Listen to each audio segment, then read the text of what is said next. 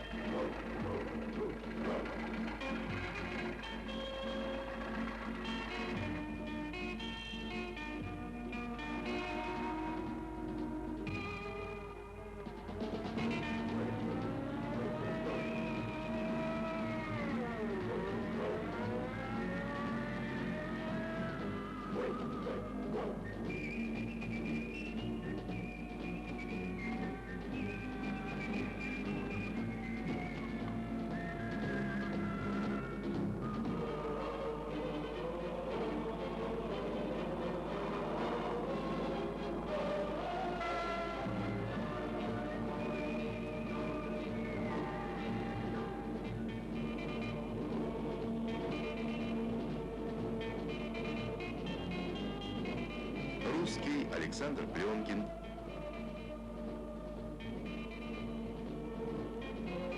украинец Анатолий Колодуб,